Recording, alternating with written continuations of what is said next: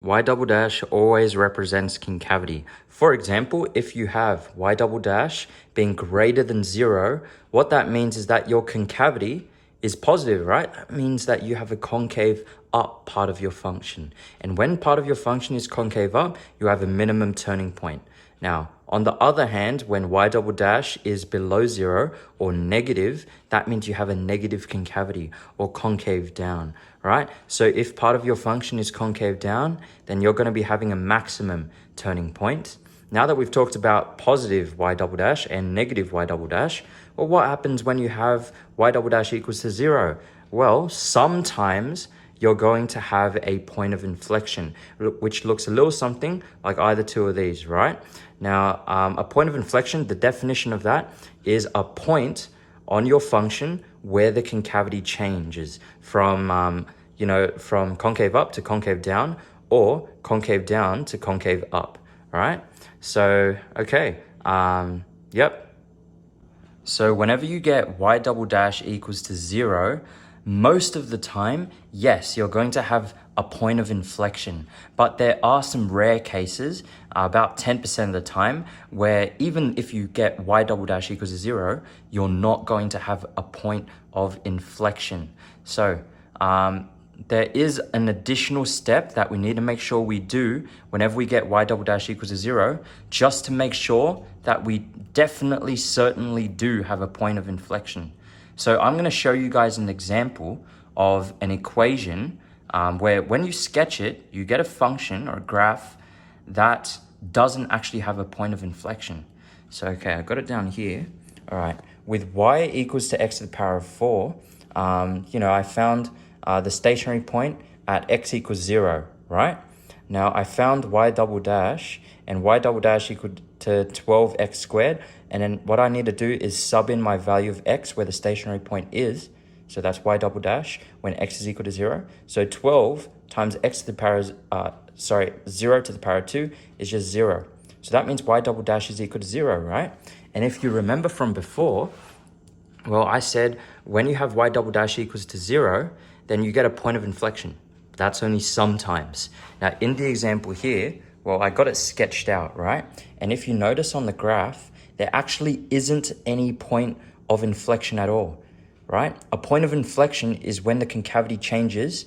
So it can either look a little something like this, so like concave up here and then concave down, or it can look like this, concave down and then concave up, right? But we don't actually have a point of inflection. We just have a minimum here. It looks a little bit something like a fat parabola, okay? So there's no point of inflection here, even though y double dash is equal to 0. So that's why we always have to do our other step, all right? And the other step is we need to do a y double dash table. So let me show you how that actually works with this next example. All right, so just taking a look back at this function here, y equals x to the power of 4 minus 2x cubed. I've already done the working out just like we did before, and we found the two stationary points, right? Now, after you find your two stationary points, you need to figure out whether they're a max, min, or point of inflection. And the way that you can do that, well, method 1 is to draw up a y dash table where you take a look at the signs of the gradients, and depending on the signs of the gradients, that tells you whether you have a max, min, or point of inflection. But I'm going to be showing you another method today, and that method is called the second derivative method, or you can call it the y double dash test or something like that. I don't know. So the y double dash method always starts off with us actually finding y double dash first of all, which I already have done up here, all right? So y double dash is equal to 12x squared minus 12x. And now what we need to do is substitute in the x values that we found before, x equals 0 and x equals 3 on 2. And those are the x coordinates of the stationary points that I just found out over here. So when we substitute those in, that tells us what the concavity is like at those stationary points. So let's start off with x equals, so y double dash when x is equal to 3 on 2. I already did the calculation, but this is going to give you an answer of 9. And now since we have y double dash as positive, thinking back to what we did before, if y double dash is positive, then that means that you have a concave up parabola. Well, sometimes not a parabola, but you just have a concave up part of the function, right?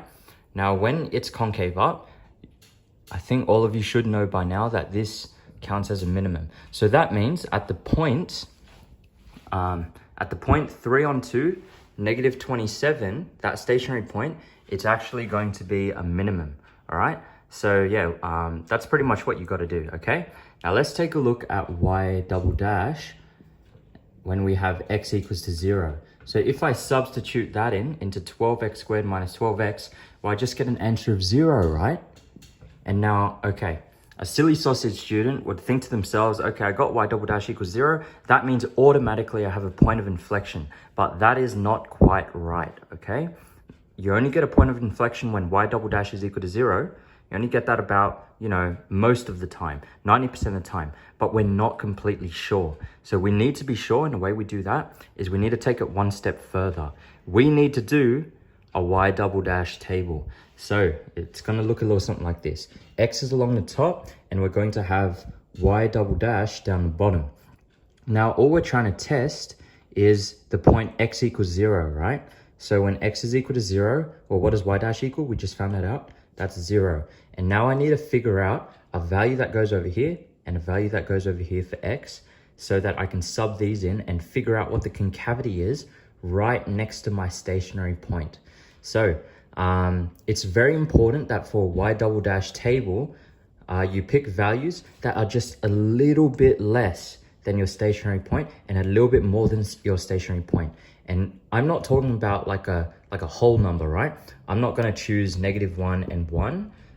That's too spaced out. I want to see what the concavity is like right after the point and right before the point. So I'm actually going to choose 0.1, and I'm going to choose -0.1. And I already did the calculations earlier. When I substitute these in, I get 1.32, and y double dash equals to 1.32. That's positive, which means that we have a concave up.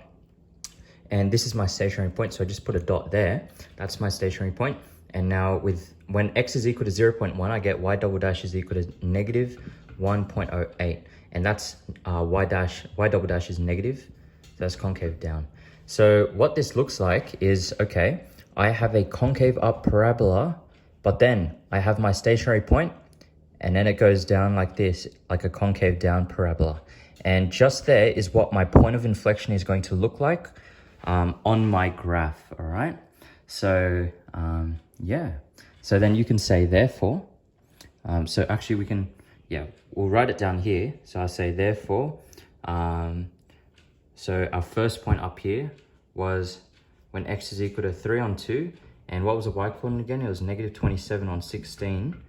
And this is going to be we figured that out using the y double dash test. It's going to be a minimum, right? Okay, now we also got the point 0, 0. 0, 0 is going to be a what? Well, we just figured that out using y double dash equals to 0. Then we did our y double dash test. We figured out it's a point of inflection, all right? So, okay. Those are your two stationary points, and now we figured out what kinds they are. All you need to do is sketch, all right? Okay, so, yep, I reckon you guys should be solid. Good luck, and ask me if you need any help. All right, so let's do a recap of the second derivative test to find your maximums, minimums, or horizontal points of inflection. So the first step is to find out what y double dash is actually equal to. And once you have an equation there, you need to substitute the x values from your stationary points one at a time into the y double dash equation.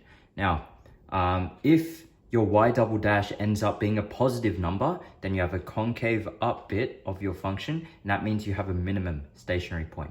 Now, if y double dash is negative, that means you have a concave down bit of your function. That means you've got a maximum stationary point. And if y double dash is equal to 0, that means you need to do a y double dash table, since it doesn't immediately mean that you have a stationary point that is a horizontal point of inflection. So there's another step that you need to do when you get y double dash equals 0. You do a y double dash table, yeah? And just a note, for the y double dash table, choose x values very close to the stationary point. Otherwise, you're gonna get something that's inaccurate, okay? So that's why for the y double dash table that we did before, I did negative 0.1, 0, and positive 0.1. Those were all very, very close to x equals 0, which was the x coordinate of my stationary point. So if you want to look at that again, just rewind the video. Okay, so just after you finish off your y double dash table, you should have, concave up, your stationary point, and then concave down. That means you've got a HPOI, or you can have a concave down, your stationary point, and then a concave up. But as long as the concavity is changing on either side of your point, then that means you have a horizontal point of inflection. Okay, good luck with your questions.